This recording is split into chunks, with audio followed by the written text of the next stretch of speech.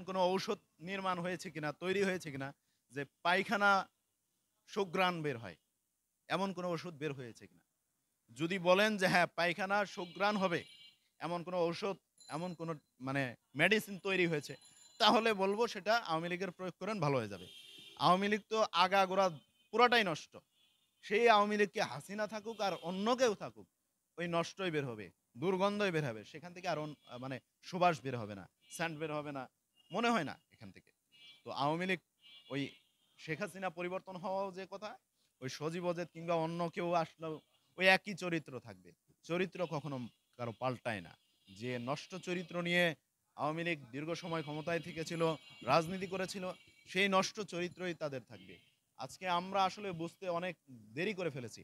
আওয়ামী লীগের রাজনৈতিক বয়স হলো ৭৬ বছর।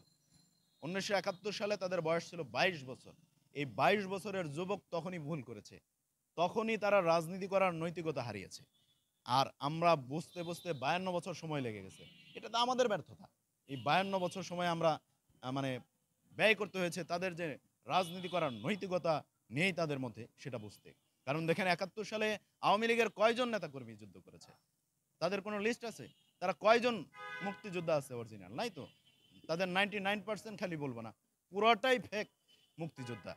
এই ফেক মুক্তিযোদ্ধা তারা নাম করছে, তারা যুদ্ধ করেছে। অথচ ভারতে মামার বাড়িতে থেকে বহন্ত বিয়তে সেখানে ছিল। আপনারা জানেন শেখ মুজিব পাকিস্তানে ছিল। পাকিস্তানে একটা ব্যক্তি জেলখানায় থাকলে তার চেহারার অবস্থা খারাপ হয়ে যায়। আমরা জেলখানায় থেকেছি, আমাদের চেহারার কোনো অবস্থাই ছিল না। বাপ-মা পর্যন্ত চিনতে পারে নাই। আর সেখান থেকে সে আসার পরে ৯ মাস জেল খাটার পরে একজন ব্যক্তির প্রায় ৯ কেজির মতো ওজন বেড়ে যায়। তো আশ্চর্য বিষয়। সে তো জামাই আদরে ছিল। এই জামাই আদরে থেকে তারা যদি মনে করে ৭১ এ যুদ্ধ করেছে, তাদের অবদান রয়েছে, এটা আসলে হাস্যকর বিষয়। ধন্যবাদ।